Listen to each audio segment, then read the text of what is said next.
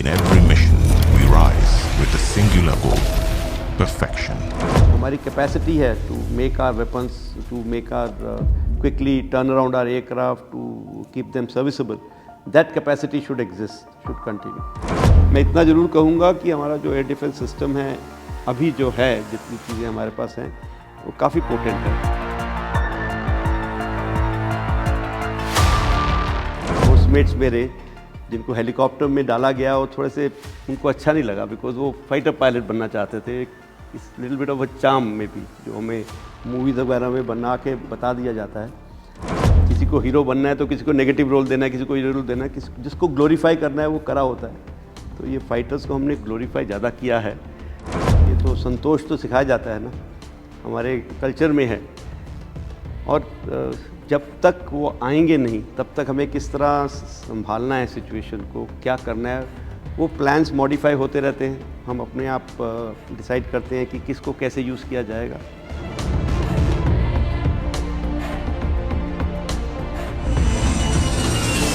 ज़िंदगी है, ज़िंदगी का कोई भरोसा नहीं है. हम सबको पता है कि जो आया उसको जाना है, तो अब कब क्या क्या होने वाला है किसी को नहीं पता है. अगर इसके बारे में सोचते रहेंगे तो ज़िंदगी नहीं जी सकते. I am very good at cooking stories first. कहानियाँ अच्छी बना लेता हूँ मैं. आत्मनिर्भरता होनी है पक्का. साथ साथ में हमें ये भी देखना है कि हम अभी भी पोटेंट रहें. ये बहुत ज़रूरी है. मूवीज़ में एग्जैजरेशन होता है, जस्ट ये याद रखिएगा. Real life is never, it's like we see other normal life also. It's never so rosy, it's never so nice. आजकल का सोशल एनवायरनमेंट है वो ज़्यादा चुनौतीपूर्ण हो गया है. जो हमारे टाइम पे ना हमारे पास कोई डिस्ट्रैक्शन होती थी. हमारे पास एंटरटेनमेंट के लिए एक टीवी के 1 या 2 चैनल होते थे. कोई भी प्रोफेशन में आपकी सिंसेरिटी बहुत ज़रूरी है. जो भी काम करो वो अगर दिल से करो तो आप अपने आप उसमें सक्सेसफुल रहोगे. कॉकपिट का एनवायरनमेंट थोड़ा सा डिफरेंट होता है. इनिशियल लोगों के लिए बड़ा इंटिमिडेटिंग सा हो जाता है. आई कांट बोस्ट टू से I was a very good instructor. I was quite short-tempered, but my parents tell me that you have improved over a period of time. अब मैं सोचता हूँ तो मेरे को ऐसे लगता है कि मैं कई बार गलत भी था कि I shouldn't have put so much of pressure on them, but it was all in good faith and good to do something good for that person. जब मैं NDA गया, physically not very strong person, NDA जाना बहुत अच्छा रहा. उसके बगैर मैं शायद काफ़ी मीक सा डिफरेंट तरीके की पर्सनैलिटी होता है. वहाँ जाके थोड़ा सा I think I become a little bit of extrovert. बात कर सकता हूँ लोगों से, एटलीस्ट अपने आप को होल्ड कर सकता हूँ. Bring that self pride and proud of being Indian जिसे बोलते हैं ना, वो फीलिंग आनी चाहिए लोगों में. तो उसके लिए ऐसे शोज़ बहुत इम्पोर्टेंट है.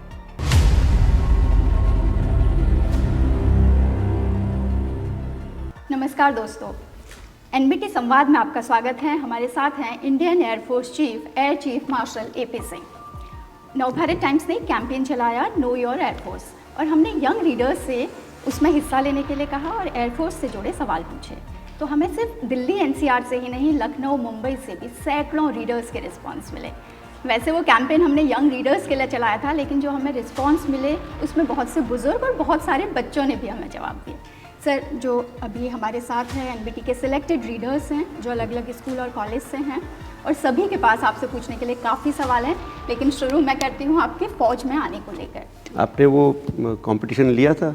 हमने उसमें पार्टिसिपेट किया था क्विज में? हाँ जी. मैंने क्विज रन किया था सर. तो अगर आपने पार्टिसिपेट नहीं किया तो आपके पास ये अधिकार नहीं है फिर क्वेश्चन पूछने का. वाइल्ड कार्ड एंट्री में भी ओके दिया, ग्रांटेड. फौज का आपका बैकग्राउंड नहीं है, आप अपने फैमिली के पहले फौजी हैं. ये आपको किसने बताया? सो जर्नलिस्ट को कुछ खबर तो रखनी पड़ती है. तो कैसे फौज में आना आपका हुआ? कब आपको लगा कि फौज में जाना है, और उसमें फिर आपने एयरफोर्स को क्यों चुना, और उसमें भी फाइटर स्ट्रीम? सो मैंने पहले भी वो जहाँ पे आपने सुना है वहाँ बताया था कि उन दिनों जब हम पढ़ा करते थे तो ये डॉक्टर या इंजीनियर कोई एक चीज़ बननी होती थी. कुछ और हमारे पास ऑप्शंस, जैसे कहते ना, अगर अच्छा करना है ज़िंदगी में तो कोई ऑप्शन नहीं थी. लेकिन बाई चांस फॉर्म ख़रीदा गया, पढ़ा गया और पास हो गए. तो उसके बाद so that I don't have to study any further, I thought this is a good option, which I was wrong. I think I had to study much more than what I would have studied in school. Air Force, again, no special reason. I was never one of those who was very fond of looking up in the sky. But yes, when the time came to fill up that form, it intuitively came out to be Air Force. It was no special thought given to it, actually. A fighter pilot. Fighter pilot is, it is a, you know, when the trifurcation takes place, when we finish our training.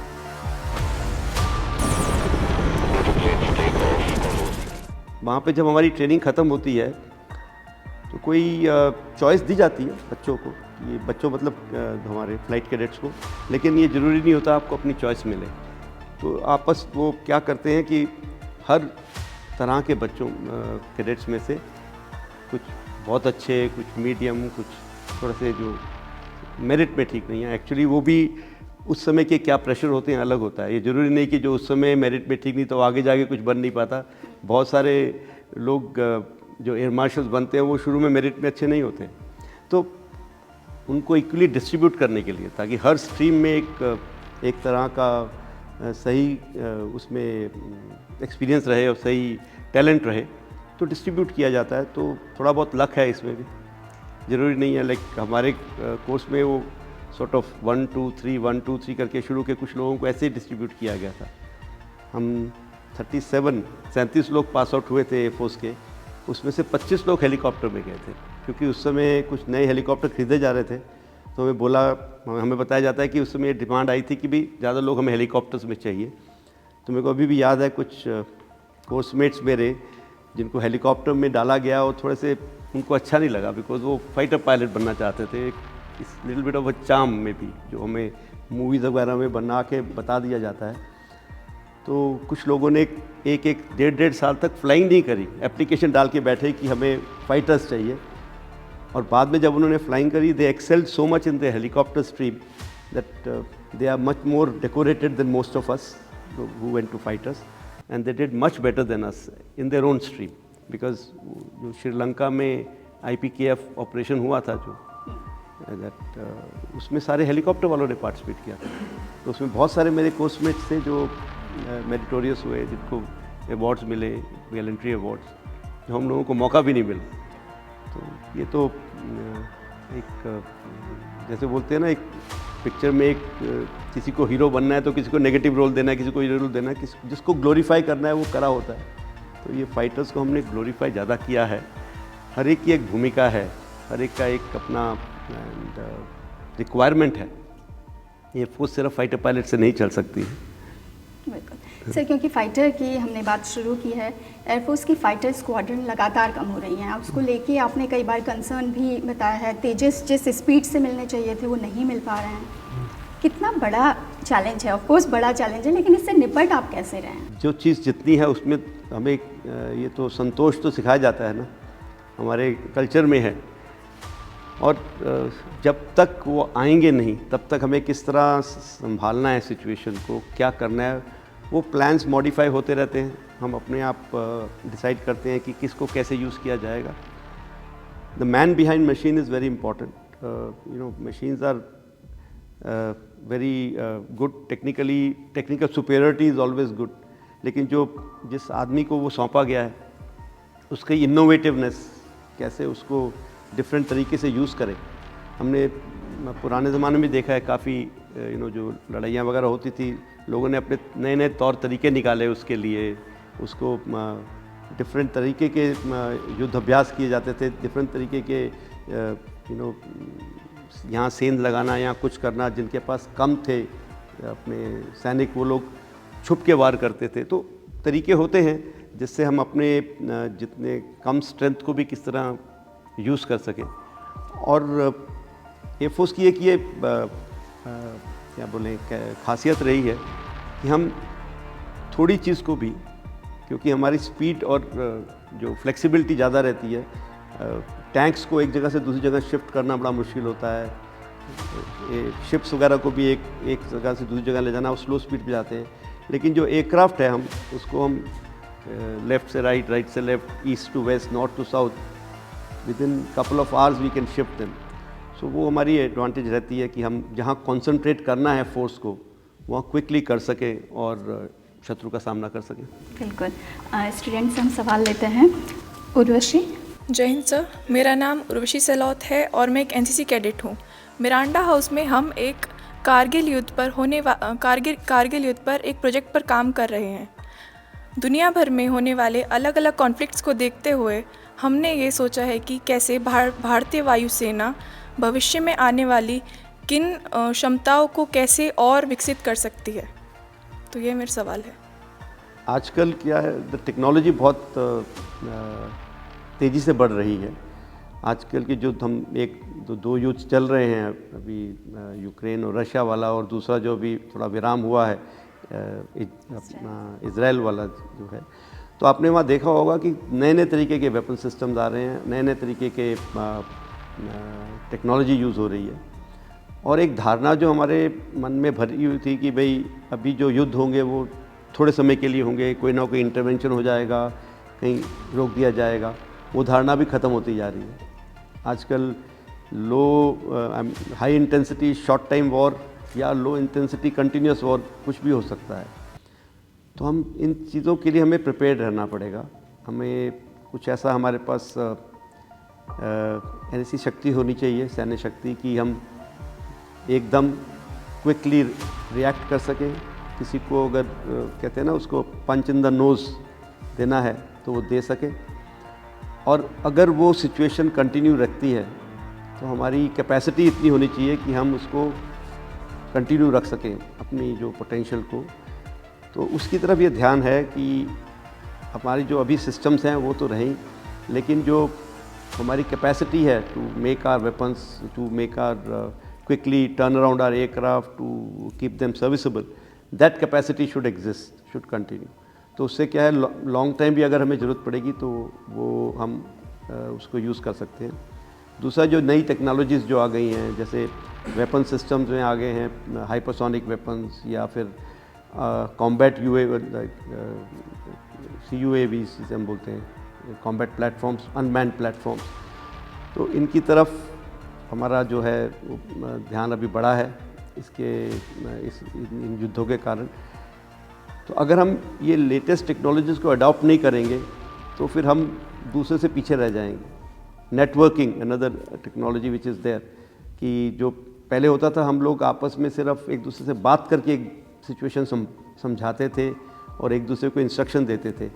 अभी दूसरे के cockpit में क्या दिख रहा है, उसके radar में क्या दिख रहा है, उसकी क्या सिचुएशन है, उसके कितने वेपन्स हैं उसके पास, सब एक दूसरे को हमें थ्रू नेटवर्क पता चल जाता है। तो हमारे डिस्प्ले में भी उसका डिस्प्ले आएगा, तो उससे हमारी सिचुएशनल अवेयरनेस बहुत बढ़ जाती है और हम क्विक डिसीजंस ले सकते हैं। एंड जो सर्टन जो कम्युनिकेशन होता था पहले, वो ओपन होता था, अभी उसको इनक्रिप्ट कर दिया गया है ताकि कोई उसको जैब भी ना कर सके, कोई समझ ना सके हम क्या कह रहे हैं। तो ये सब टेक्नोलॉजीज़ जो हैं, हम इसको अडेप्ट कर रहे हैं ताकि हम कहीं फ्यूचर कॉन्फ्लिक्ट के लिए तैयार रहें। जो लड़ाई है वो कल की लड़ाई होगी, वो हम जो निकल गया कल, उसको सिर्फ सोच के तैयार रहेंगे तो ठीक नहीं रहेंगे। हमें फ्यूचर का सोचना है, जो आने वाला कल है, और उसके बारे में हमारा अगर ध्यान रहेगा कि कहाँ टेक्नोलॉजी जा रही है, इसका आगे क्या हो सकता है, तो उसमें हमारा पूरा सहयोग रहता है अपने DRDO के साथ, एयरक्राफ्ट मैन्युफैक्चरर्स के साथ, जिनके हमारे अपने एयरफोर्स के अंदर भी हमने एक नया डायरेक्टरेट खोला है, DAD, जो इसको एविएशन डिज़ाइंस को प्रोत्साहन देता है, पता करता है कि कौन क्या क्या बना सकता है या बना रहा है। तो उनको कोई सपोर्ट सिस्टम चाहिए होता है तो हम उनको देते हैं। सर, आपने टेक्नोलॉजी का जिक्र किया, अभी आत्मनिर्भरता के लिए बहुत काम हो रहा है, पूरा फोकस है कि फोर्सेस आत्मनिर्भरता की तरफ बढ़ें। आत्मनिर्भरता की वजह से क्या कहीं ना कहीं हमारी ज़रूरतें कॉम्प्रोमाइज़ हो रही हैं, क्या वो मिलने में देरी हो रही है, क्या कुछ असर उसका पड़ रहा है? ऐसा नहीं कह सकेंगे कि देरी हो रही है या कॉम्प्रोमाइज़ हो रहा है, पर यस, अगर हमें आत्मनिर्भर होना है, आत्मनिर्भरता की ज़रूरत बहुत ज़्यादा है, क्योंकि जब कोई लड़ाई होगी तो कोई किसी और देश के ऊपर अगर हम अपना उनके ऊपर हमारा उनके सहयोग से अगर हम लड़ाई लड़ रहे हैं या उनके ऊपर हम डिपेंडेंट रहेंगे, अगर मैं वर्ड डिपेंडेंट, तो वो हम कभी भी ये हमारे मन में ये हमेशा रहेगा ख्याल कि अगर उन्होंने ना कर दिया तो क्या। और ये ज़रूरी नहीं है कि वो देश की जो अलाइनमेंट है वो हमारे साथ हमेशा वैसी रहे। हमने ये देखा है हमेशा ये अलाइनमेंट चेंज होती रहती है, लेकिन अगर वो चीज़ हमने खुद डिज़ाइन करी है, खुद बनाई है, खुद प्रोड्यूस करते हैं, तो हमें कॉन्फिडेंस रहेगा कि कल को जब ज़रूरत है तो हम ज़्यादा बना सकते हैं या कोई उसमें चेंजेस ला सकते हैं। तो आत्मनिर्भरता तो बहुत बहुत ज़रूरी है, इसमें कोई शक नहीं है, और जल्दी से जल्दी अगर हम इसकी तरफ पहुँचे उतना अच्छा है हमारे लिए। लेकिन अगर हमने इसमें कुछ टाइम लग रहा है, कुछ चीज़ें ऐसी हैं जो लॉन्ग ड्रॉन है, जैसे डिज़ाइनिंग ए फाइटर एयरक्राफ्ट, हमें काफ़ी टाइम लगा तेजस को बनाने में। अब ये अगर तेजस को बनाने में टाइम लगा, क्या हमने उन दिनों में कुछ और ख़रीदा? नहीं, हमने ख़रीदा, क्योंकि तेजस हमारा 1980s में चला शुरू हुआ और अभी हम ख़रीद रहे हैं उसको। तो बीच में हमने कई तरह के एयरक्राफ्ट ख़रीद लिए, जिसमें मिराजेस भी थे, MiG-29 थे, सुखोइस थे। तो ये पैरेलल प्रोसेस जो है वो ऑन रहती है कि हमें इमीडिएट गैप्स जो है उनको कैसे भरना है और लॉन्ग टर्म क्या विज़न है हमारा। तो लॉन्ग टर्म विज़न को हमें फोकस में रखना है, ये नहीं कि हमें इमीडिएट काम हो गया, अब नेक्स्ट 5 साल के लिए तो हमारे पास बहुत सारे जहाज़ आ गए, या अपनी टेक्नोलॉजी जो आई है 5-6 साल तक हमारी टेक्नोलॉजी को कोई चैलेंज नहीं कर सकता, तो आगे की सुविधा अगर बंद कर देंगे हम लोग तो गलत हो जाएगी। तो आत्मनिर्भरता होनी है पक्का, साथ साथ में हमें ये भी देखना है कि हम अभी भी पोटेंट रहें, ये बहुत ज़रूरी है। बिल्कुल। जय Pranesh, What was the most rewarding aspect of your career in the Air Force, and which one has been the most challenging one?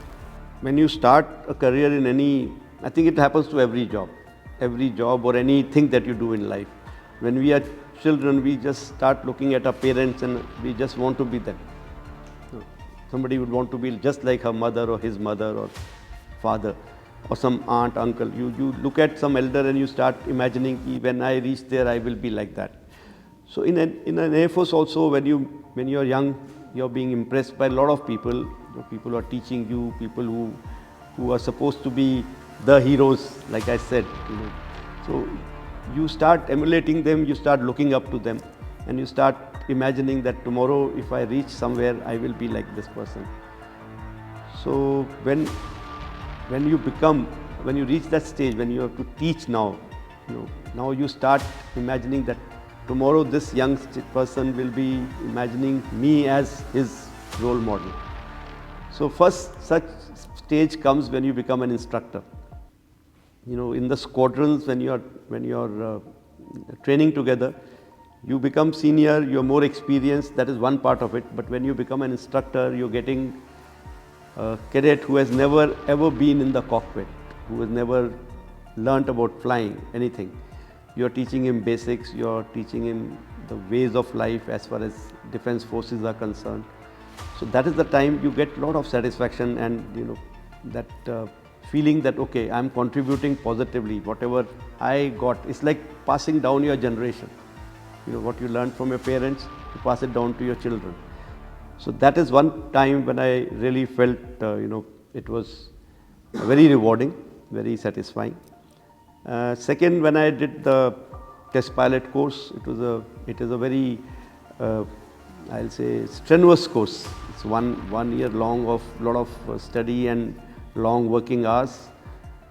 That gives you a lot of satisfaction when you finish the course and you get some project, which is like the MiG-29 upgrade project I got into, or the Tejas project I got into.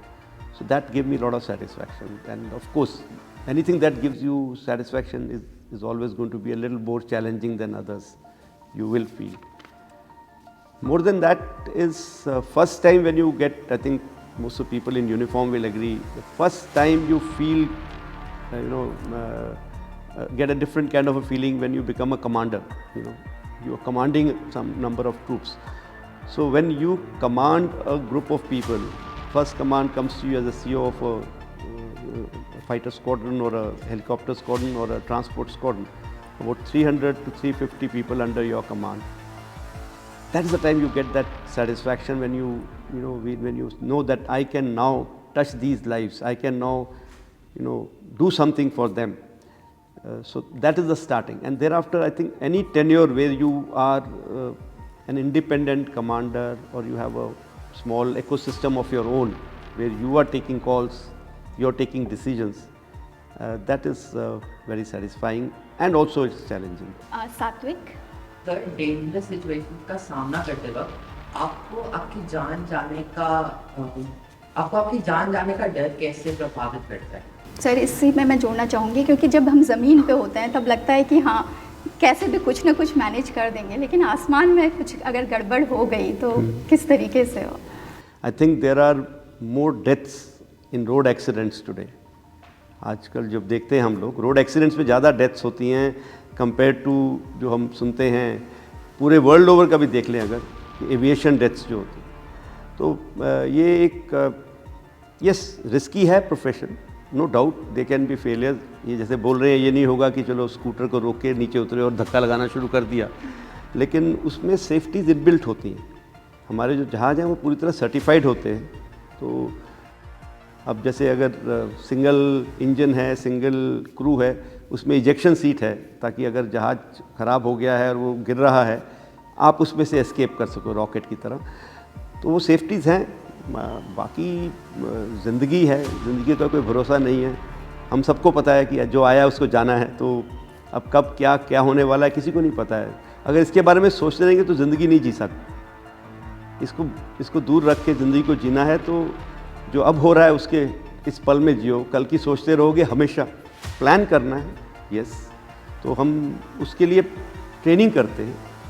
क्या failure हो सकता है, जब failure होगा तो क्या actions लेने हैं, क्या प्लस और क्या माइनस हो सकते हैं आपसे, तो उनकी हम प्रैक्टिस करते हैं या सिमुलेटर में या मेकशिफ्ट सिमुलेशन के कारण, मतलब के तरीके से, या फिर नॉर्मल डिस्कशंस में क्या क्या ऑप्शंस हैं, क्या क्या हमारे पास हमें क्या करना है उस सिचुएशन में. ये पहले से प्रैक्टिस होता है, तो उतना हमें सडनली क्या हो गया टाइप फीलिंग नहीं आती है. मेरा आपसे ये प्रश्न है कि काम का दबाव तो रहता ही होगा, तो आप अपने लिए कैसे और कितना वक्त निकाल सकते हैं? और आपने फिल्में भी देखी होंगी, एयरफोर्स पर तो कई सी फिल्में बनी हैं, तो उनमें से किसी भी एक फिल्म को आपको देखकर ऐसा लगा हो कि ऐसा तो असल में हो ही नहीं सकता? तो काम का दबाव, आई थिंक किसी भी काम का दबाव रहता ही है. तो you have to have some hobbies, थोड़ा कुछ. हम लोग इकट्ठे छोटी यूनिट में जब होते हो तो एक बॉन्डिंग बहुत ज़रूरी होती है. तो हमारा सोशल नेटवर्क जो है ना, सोशल गैदरिंग्स, एक दूसरे के ओकेजन्स पे जाना, बर्थडेज हो गई, किसी की एनिवर्सरी हो गई, कभी अगर जो बैचलर्स हैं जो मेस में रहते हैं उनको खाना पसंद नहीं आना तो किसी के घर पे जाके बोलना भी हमें खाना खिलाओ. ये काफ़ी कल्चर ज़्यादा है एयरफोर्स में. तो उससे क्या है कि वो you get time to let your hair loose and enjoy.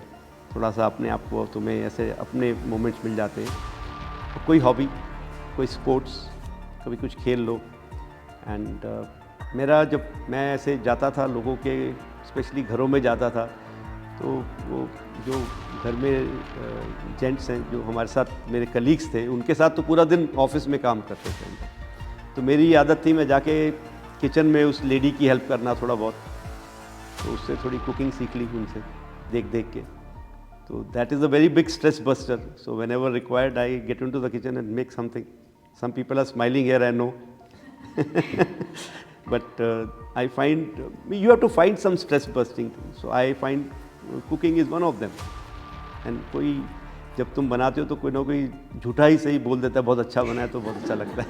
तो अभी एक मूवी देखी थी, I know mister Akshay Kumar might kill me, but उस मूवी में वो शैंडलियर के ऊपर चढ़ के डांस कर रहे थे as the commanding officer. Movies में एग्जैजरेशन होता है, जस्ट ये याद रखिएगा. Real life is never, it's like we see other normal life also, it's never so rosy, it's never so nice, you know. तो मूवीज़ में एग्जैजरेशन होता है, उनको वो एक पिक्चर बेचनी भी होती है. But yes, certain scenes are there, certain situations are there which are true, certain are exaggerated. Sir आपने हॉबीज़ की बात की, अभी सोशल मीडिया में एक वीडियो आपका बहुत वायरल हो रहा था जिसमें आप आई थिंक किसी वेटरन्स के प्रोग्राम में थे और माइक टेस्ट करते हुए अमिताभ बच्चन की आवाज़ में आपने देवी और सज्जनों का, तो मिमिक्री का आपको शौक है या बच्चन साहब पसंद है उनके फैन? नहीं, ऐसा कुछ नहीं था, वो impromptu, just that I was so impressed by that gentleman, the colonel's voice, he was out of the world, so I was just trying to pull a fast, nothing, ऐसा कोई मिमिक्री का शौक नहीं है।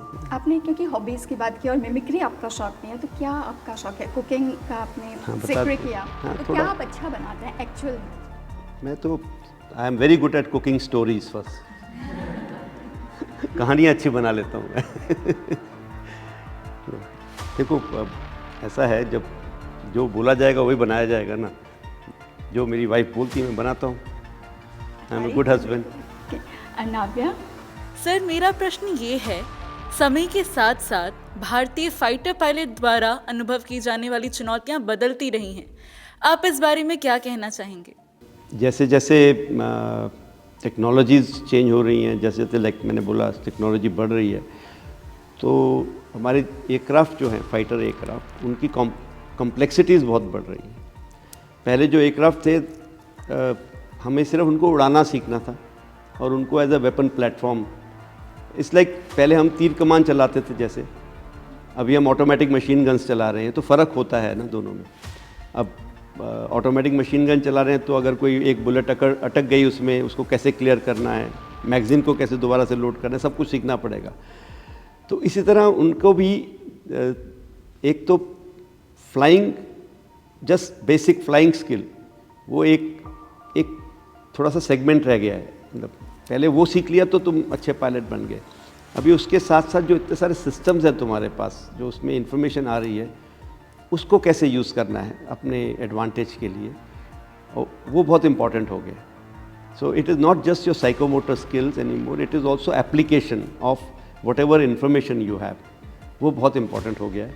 हमारे पास आजकल आई मीन से overload है एक्चुअली इन्फॉर्मेशन का, तो किसको कितना इम्पोर्टेंस देना है, किस समय जो इन्फॉर्मेशन मिल रही है, किसको कहाँ देखना है, वो जो है उसको ज़रूरी है कि उसको हम समझ सकें। तो इसकी ट्रेनिंग में काफ़ी टाइम जाता है, इसकी प्रैक्टिस में काफ़ी टाइम जाता है, जस्ट बेसिक फ्लाइंग के अलावा। और ज़्यादा से ज़्यादा पढ़ना, लेटेस्ट इन्फॉर्मेशन जो कहाँ किस तरफ क्या तरक्कियाँ हो रही हैं, किस तरफ क्या नई टेक्नोलॉजी आ रही है, उसके बारे में पढ़ना, उसके बारे में सीखना, समझना ज़्यादा इम्पोर्टेंट हो गया है। पहले if I can use the knowledge, पहले जो मैकेनिकल इंजीनियरिंग टाइप चीज़ें ज़्यादा इम्पोर्टेंट थी फ्लाइंग में, जो भी हम करते थे मोस्टली मैकेनिकल से रिलेटेड था, लिटिल बिट ऑफ इलेक्ट्रॉनिक्स और may be electricals more than electronics. But आजकल जो है electronics has taken a front seat also, even aircraft control system भी इलेक्ट्रॉनिक हो गए, तो उसके बारे में अगर कुछ समझना है, फेलियर्स समझने हैं उसके क्या हो सकते हैं, तो वो उसके लिए आपकी नॉलेज लेवल काफ़ी हाई होनी चाहिए। सो ये एक चुनौती का वो है। एंड दूसरा मैं ये बोलूँगा कि हमारा जो आजकल का सोशल एनवायरनमेंट है वो ज़्यादा चुनौतीपूर्ण हो गया है। जो हमारे टाइम पे ना हमारे पास कोई डिस्ट्रैक्शन होती थी, हमारे पास एंटरटेनमेंट के लिए एक टीवी के 1 या 2 चैनल होते थे, एंड उसमें भी प्रोग्राम का बड़ा लिमिटेड सा टाइम होता था, पूरा दिन टीवी नहीं आता था। और कहीं अगर कहीं घूमने का मन करा तो किसी के घर जा सकते थे, क्योंकि एयरफोर्स बेसिस काफ़ी दूर दूर होते थे शहरों से। आजकल इंटरनेट आ गया है, टीवीज़ आ गए हैं, लोग मोबाइल पे बैठे रहते हैं, तो कितना वहाँ डिस्ट्रैक्ट हो रहे हैं, कितना वहाँ से उनको अलग होना है, वो एक बहुत बड़ी चुनौती है आजकल के पायलट की, कि अपना समय उसको कट ऑफ कहाँ रखना है ताकि वो प्रॉपर रेस्ट ले सके, अगले दिन के लिए तैयारी कर सके। क्योंकि I see my self as soon as I find थोड़ा सा भी फ्री टाइम होगा, वो मोबाइल उठा के तुम अपने मैसेजेस चेक करने शुरू कर देते हो। और एक ने कुछ लिंक भेजा, उसको खोला, फिर उससे कुछ और नया लिंक आ गया, खोला, तो टाइम पता नहीं चलता कैसे निकल गया। तो ये बहुत बड़ी चुनौती है आई थिंक आजकल का जो ये सोशल एनवायरनमेंट है। One has to refrain. तो ट्रेनिंग के समय तो हम काफ़ी रिस्ट्रिक्ट रहते हैं उनके साथ, गैजेट्स के साथ, लेकिन जैसे ही वो अब कमीशन हो गए, अपनी लाइफ जी रहे हैं, उनको अपने आप सेल्फ डिसिप्लिन में आना है तब कि भाई ये जो गैजेट्स हैं इनको इतना ही टाइम देना है, बाकी टाइम प्रोफेशन की तरफ देना है. That is the challenge. My name is Vagisha Prakash and I am from Miranda House, University of Delhi. Sir, मेरा आपसे यह प्रश्न है कि एक फाइटर पायलट चुनने में वो कौन सी योग्यताएं हैं जिन्हें देखा जाता है और हम इसकी तैयारी कैसे कर सकते हैं? कोई भी प्रोफेशन में आपकी सिंसेरिटी बहुत ज़रूरी है. जो भी काम करो वो अगर दिल से करो तो आप अपने आप उसमें सक्सेसफुल रहोगे. और बेसिक अंडरस्टैंडिंग ऑफ कॉन्सेप्ट्स, थोड़ा सा little faster understanding of concepts, ताकि आप किसी चीज़ को जल्दी से समझ सको, एसिमुलेट कर सको, में भी ज़रूरी है. क्योंकि थोड़ा टाइम कम मिल सकता है आपको किसी चीज़ को किसी चीज़ पे रिएक्ट करने के लिए. बाकी चीज़ें यू कैन ट्रेन फॉर. आपको ज़रूरी नहीं है कि आप में कोई इनबॉर्न योग्यताएं हों. You can train for. One can be train to become a good pilot, one can be trained to become a good engineer or a logistician or an accounts officer or a technician, anything. It is not that you need something specific, but yes, what you need is a positive bent of mind, what to say, सीखने की एक इच्छा होती है ना, कामना, कि भाई सीखने की कामना होनी चाहिए ओपन माइंड के साथ. That is what you need. Sir, आप फ्लाइंग इंस्ट्रक्टर भी रहे, तो सिखाने में कितनी दिक्कतें आती है? सबसे टफ क्या सिखाना होता है? क्योंकि जब हम ड्राइविंग भी सीखते हैं तो ये डिपेंड करता है. बैक करना बहुत मुश्किल होता है और चीज़ें, तो उसमें क्या सबसे मुश्किल होता है? वो डिपेंड करता है आपके प्यूपिल्स कौन हैं. तो कईयों को तो हमने शुरू करना पड़ता है with normal age. 2+2 is 4 and 2+2 is 6.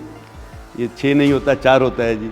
क्योंकि वो एनवायरनमेंट जो है ना, जो कॉकपिट का एनवायरनमेंट, वो थोड़ा सा डिफरेंट होता है. इनिशियल लोगों के लिए बड़ा इंटिमिडेटिंग सा हो जाता है. You are in 3 dimensional space. You have body fighting your feelings, क्योंकि आपको आदत नहीं है. और ऊपर से इतने सारे वो गैजेट्स या डायल्स हैं, उनके बारे में समझना. देन सही टाइम पे कितना किसकी तरफ देखना है, हम इसको फिक्सेशन बोलते हैं, कि वो एक ही डायल की तरफ देखी जाते हैं. वो स्पीड की तरफ देख रहे हैं तो स्पीड देखी जा रहे हैं और बड़े खुश है कि स्पीड मेंटेन हो रही है, और ये नहीं पता आप ग्राउंड की तरफ जा रहे हो. तो ये जो है उसको जब उनको ये समझाना पड़ता है कि आपको टाइम शेयर करना है, फिर उनको mechanically sometimes we have to give them a pattern कि आप इस सीक्वेंस में अपने मन में बोलते जाओगे और वहाँ देखते जाओगे. Because some things don't come naturally. It's not everybody flies with what we call just by feel.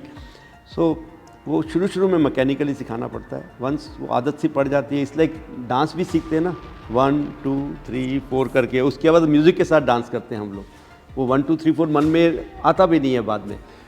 सिर्फ बिल्कुल वैसे ही सिखाना पड़ता है शुरू में कि जस्ट ये करो, फिर ये करो, फिर ये करो. एंड थोड़ा बहुत हर एक का एक टेम्परामेंट अलग होता है. कोई थोड़ा डांट दो तो अच्छा सीखता है, कोई प्यार से बोलो, अगर डांटोगे तो स्विच ऑफ हो जाएगा.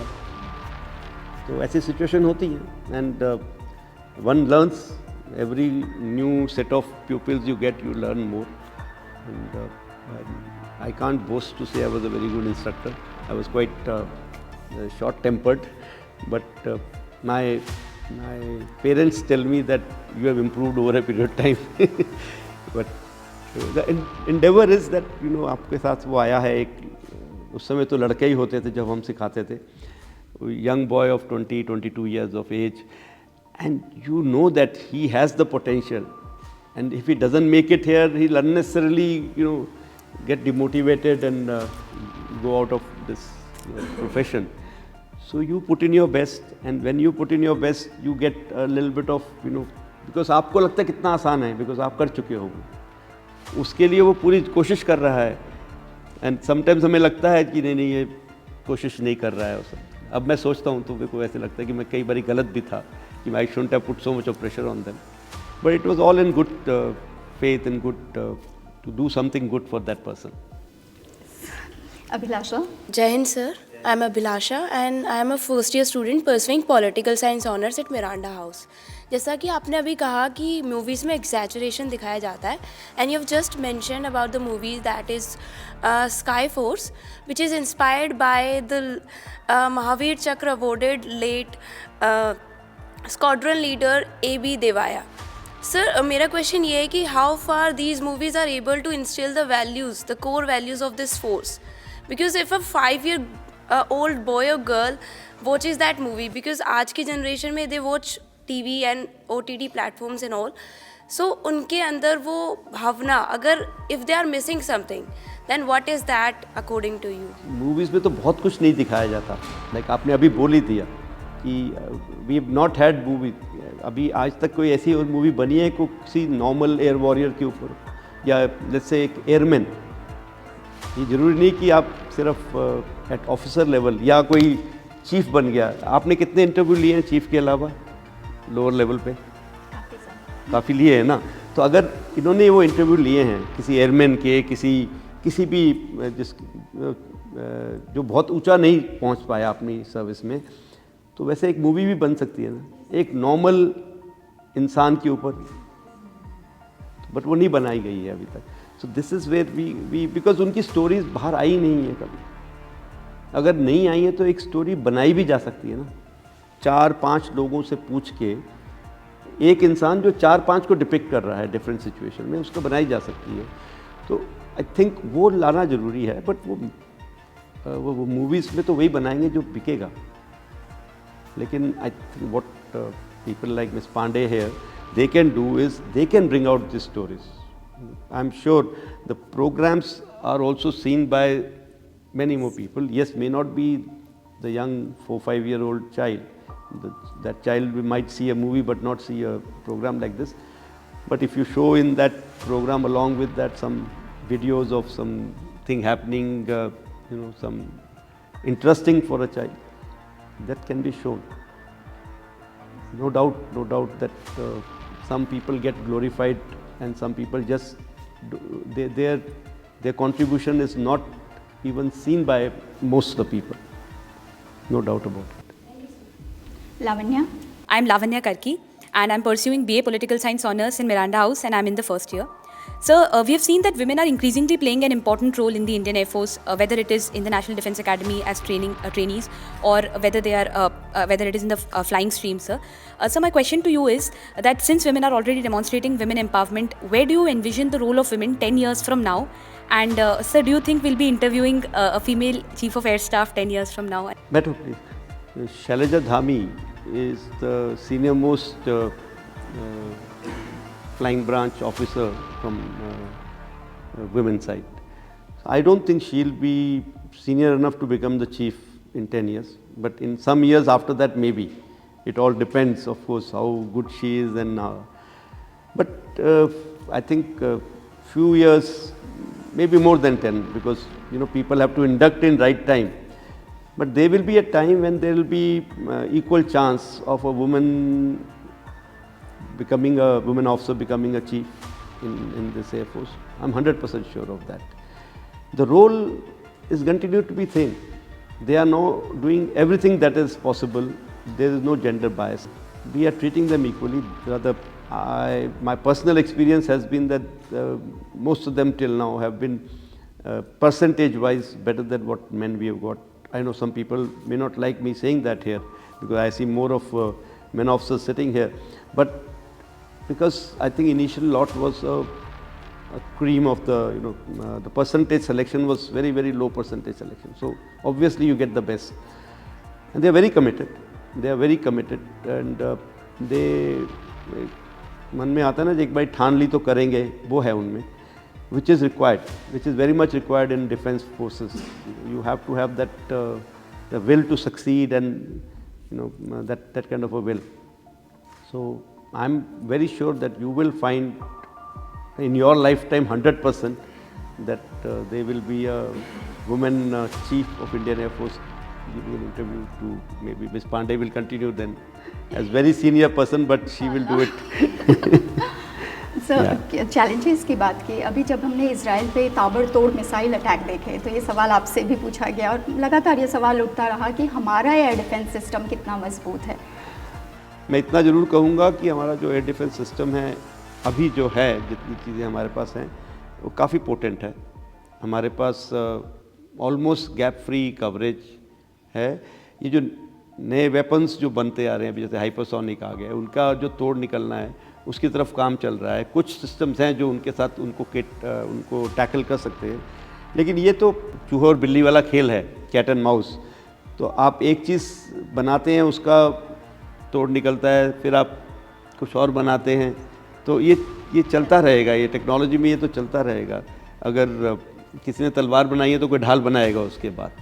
तो अब कितने स्ट्रॉन्ग है वो ढाल, वो हमें जब एक्चुअल टाइम आएगा तो पता चलेगा। As of now it's not a cause for worry.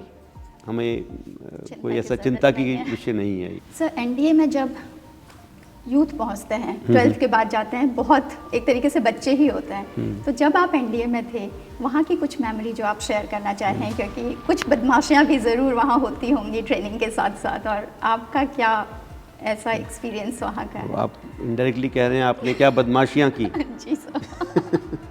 तो मैं वहाँ बच्चा नहीं था, मैं थोड़ा ज़्यादा बच्चा था। हमारे टाइम पे 11th के बाद जाते होते थे, 12th भी नहीं करी हुई थी हमने। तो जब मैं एनडीए गया, physically not very strong person, emotionally also not very strong, क्योंकि आप जब घर में रहते हो तो थोड़ा बहुत पैम्परिंग होती है। थोड़ा सा किसी ने कुछ बोल दिया तो आंखें नम हो जाती हैं कि मेरे को कैसे बोल दिया, तो उस तरह का बच्चा था। बट वहाँ जाके जब आप देखते हो कि there is no other alternative, तो सर्वाइव करना पड़ता है। अब तुम रो या ना रो तो रहना तो वहीं पड़ेगा। तो धीरे धीरे आदत सी पड़ जाती है किसी की डांट खाने की, किसी से कुछ पनिशमेंट लेने की। वहाँ पे एक हमारा ये सिस्टम होता है कि आप जो है ना, एक जैसे हम स्कूल में हाउसेस होते हैं ना, वहाँ पे एनडीए में स्क्वाड्रन्स होते हैं, तो वो squadron is like one house. उसमें सीनियर से लेके जूनियर सब होते हैं ना। आप इस बात से प्राइड लेते हो कि मैं उस हाउस में, मतलब उस स्क्वाड्रन में हूँ। तो हमारे सीनियर्स हमको प्रिपेयर करते हैं, ऑफिसर्स से ज़्यादा सीनियर्स कैडेट्स ओनली प्रिपेयर करते हैं। तो उनको पता, जैसे उनको लगता है कि कोई ये 4 लोग फिज़िकली वीक हैं तो उनको एक्स्ट्रा पीटी कराना, एक्स्ट्रा स्ट्रेनोस एक्सरसाइजेस कराना। कुछ लोग अगर एकेडमिक्स में वीक हैं तो उनको थोड़ा सा टाइम ज़्यादा देना पढ़ाई की तरफ। तो वो सब इन हाउस करा जाता है with in seniors and juniors. अब उसको आप किस भाव से लेते हो उस पर डिपेंड करता है। अगर आप ले रहे हो कि ये मेरा ही भला हो रहा है, क्योंकि एक बारी उसने जब हमको जो रगड़ा दिया, हम उसको रगड़ा बोलते थे वहाँ पे इस समय, और उसके बाद आप नेक्स्ट पीटी एग्ज़ाम में बेटर करके आए तो ऑटोमेटिकली आपको अच्छा लगता है कि यार ये मेरे लिए था। या फिर पहले आप पुलअप्स करते थे, आपसे 2 नहीं हो पाते थे, अब आप 6 कर पाते हो, या कोई और चीज़ रोप वगैरह करते थे। तो अपने आप एक इंकरेजमेंट मिलता है कि ये जो भी हो रहा है मेरे भले के लिए हो रहा है, and then you start taking it in the right spirit. So I personally feel in my case, मेरे केस में तो एनडीए जाना बहुत अच्छा रहा।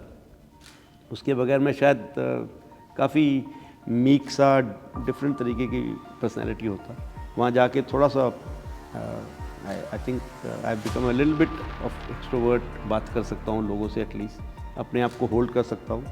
और वो सिर्फ एनडीए ही नहीं, मैं अपने इनिशियल डेज देखूँ एयरफोर्स में भी तो चेंज आता है, धीरे धीरे आता है। अभी जो लोग मेरे साथ तब थे उनसे अगर मैं बात करता हूँ तो वो सब कहते हैं कि yes you have changed, so it is always for the good. बदमाशी आपने अभी भी नहीं बताई। वो सीक्रेट है। एयर शो लोगों के लिए होता है, वो देखते हैं, लेकिन एयरफोर्स को एक्चुअली उस एरो इंडिया का कितना फ़ायदा हो पाता है? ये एक जगह है जहाँ पे हमें बाहर क्या टेक्नोलॉजी चल रही है वो देखने को मिलती है, और इंडियन इंडस्ट्री क्या बना पा रही है, क्या कर पा रही है, इंडियन रिसर्च एंड डेवलपमेंट कहाँ पहुँच गया है, उनको एक प्लेटफॉर्म मिल जाता है सबको दिखाने का। तो this one show has brought India to world platform. Now it is become हर जैसे ही ये ख़त्म होगा ना, अगले वाले की बात शुरू हो जाती है, कब करोगे, मतलब हर एक को पता है ये फरवरी के महीने में होगा। एंड बीच में कुछ कोशिश की गई थी इसको कहीं और किसी सिटी में ले जाने को, क्योंकि Bangalore is getting very congested, पर वो अभी तक हम कर नहीं पाए हैं, क्योंकि बेंगलोर हमारा एविएशन हब भी है। तो और फॉरेनर्स जो हैं जब वो आते हैं उनको एक सेट मिला हुआ है, सेट पैटर्न कि कहाँ रहना है, क्या करना है, तो वो भी आई थिंक मोर कंफर्टेबल है वहाँ पे। तो बात पे आते हैं कि इसका फ़ायदा यही है कि हम लोगों को भी एक एक्सपोजर मिलता है बाकी जहाज़ों को देखने का, बाकी वेपन सिस्टम्स को देखने का, बाकी लोगों से इंटरेक्ट करने का। और सिंस ये एरो शो है तो बहुत सारे एयर फोर्सेस जो हैं उनके भी रिप्रेजेंटेटिव यहाँ आते हैं, तो we can all have bilateral discussions. कोई ना कोई हम एक या दो मल्टीलैटरल प्लेटफॉर्म में कोई टॉपिक पे डिस्कशन करते हैं, तो वो भी एक तरीका हो जाता है कि उन सब के व्यूज़ को जानने का, कि उनके पास उनकी क्या समझ है किसी मुद्दे पे। और ज़्यादातर ये मुद्दे जो हैं वो अंतर्राष्ट्रीय मुद्दे होते हैं कि वो क्या करते हैं, हमें क्या करना चाहिए। तो इसका ये ऑफ कोर्स उसके अलावा ये जो एडवर्टीज़मेंट है, जैसे जो भी वो शो देखने आता है, एयरक्राफ्ट को देखता है, इम्प्रेस होता है, more and more youth will join Indian Air Force और Indian defence forces. For me there is no difference, I think, and if nothing else you get motivated to do something for your country. You know, you can become a scientist, you can become an industrialist where you can make something.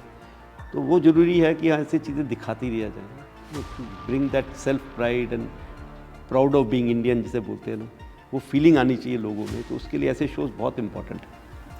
Sir, message अगर आप कुछ देना चाहें उन बच्चों के लिए जो एयरफोर्स ज्वाइन करना चाहते हैं। तो बच्चों मैं तो यही कहूँगा कि अगर आपका दिल कहता है एयरफोर्स ज्वाइन करने के लिए, तो अपने पूरी कोशिश के साथ अपने एग्ज़ाम दीजिए। You will find this job very interesting, and it is, ये जो है जॉब आगे और अच्छी होती जाएगी, बिकॉज जितनी टेक्नोलॉजी बढ़ रही है, यहाँ पे आके आप उसको सही तरीके से उपयोग कर पाएंगे, अपने आप को, अपने हुनर को दिखा पाएंगे, जो भी आप में हुनर है।